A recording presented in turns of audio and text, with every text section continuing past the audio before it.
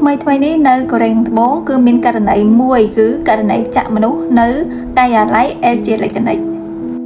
តើមានរឿងអីកើតឡើងនៅថ្ងៃទី27ខែឧសភាឆ្នាំ2026ម៉ោង 11:08 នាទីប៉ូលីសគាត់ទទួលបានការខលហៅជាបន្ទាន់មួយគឺថាមានបរិសម្នាក់បានវាយប្រហារទៅលើអ្នកដទៃ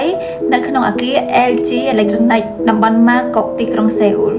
នៅពេលដែលប៉ូលីសនិងរថយន្តសង្គ្រោះបានទៅដល់ហ្នឹងគឺថាមានបរិសុទ្ធ2នាក់គឺបានកេងដួលលងរបួសបាត់ហើយដោយបរិសុទ្ធម្នាក់មានអាយុជាង40ឆ្នាំនិងម្នាក់ទៀតមានអាយុជាង50ឆ្នាំអ្នកទាំងពីរហ្នឹងគឺរងរបួសនៅដៃនិងតំបន់ឆ្អឹងជំនីដោយសារការចាក់ហ្នឹង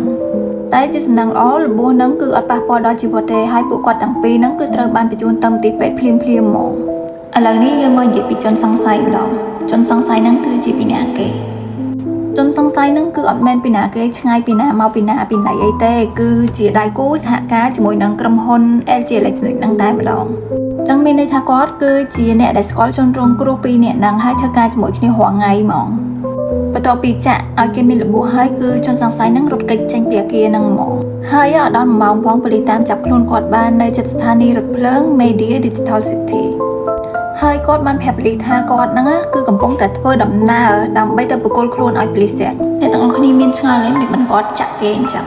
នៅពេលដែលសួរចម្លើយហ្នឹងគឺគាត់បានសារភាពប្រាប់ប៉ូលីសថានៅពេលផឹកហ្នឹងគឺគាត់បានទទួលដំណឹងថាគាត់ហ្នឹងត្រូវបានគេបញ្ឈប់ពីការងារ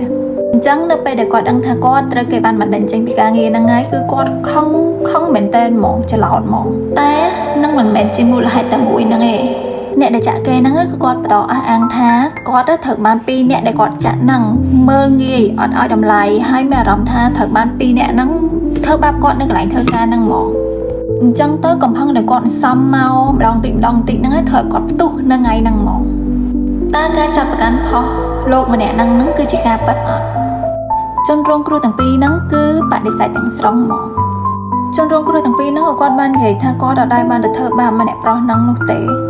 បរិសុទ្ធពីរនាក់ហ្នឹងថាគាត់គ្រាន់តែបានស្នើសុំទៅក្រុមហ៊ុនដៃគូហ្នឹងឲ្យផ្លាស់ប្ដូរទូនាទីផលបរិសុទ្ធដែលចាក់គេហ្នឹងនិយាយរួមទៅគឺចង់មានន័យថាពិបាកធ្វើការជាមួយណាបន្ទាប់មកទៀត LG Electronic ហ្នឹងក៏បានចេញសេចក្តីថ្លែងការណ៍ថាគឺក្រុមហ៊ុនអត់បានបណ្ដេញបរិសុទ្ធម្នាក់ហ្នឹងចេញទេគឺគ្រាន់តែស្នើសុំឲ្យមានការផ្លាស់ប្ដូរនីតិផលបរិសុទ្ធដែលចាក់គេហ្នឹងហើយក៏អត់ទាន់រកឃើញភស្តុតាងណាដែលបញ្ជាក់ពីការធ្វើបាបនៅក្នុងកន្លែងការងារដោយបរិសុទ្ធដែលចាក់គេហ្នឹងនិយាយដែរ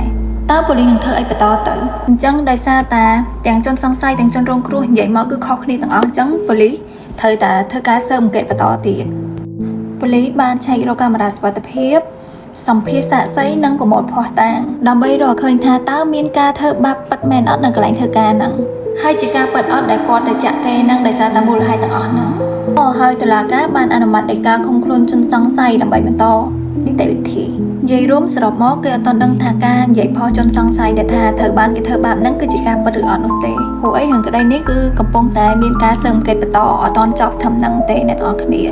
អញ្ចឹងបើមានរឿងអីអាប់ដេតមកទៀតគឺខ្ញុំនឹងធ្វើវីដេអូនិយាយបន្តទៀតជូនអ្នកទាំងអស់គ្នាស្ដាប់អញ្ចឹងមានតែប៉ុណ្្នឹងឯងអ្នកទាំងអស់គ្នាសម្រាប់ថ្ងៃហ្នឹងអរគុណដែលស្ដាប់ពីដើមរហូតដល់ចប់ជួបគ្នាវីដេអូក្រោយទៀតបាយបាយ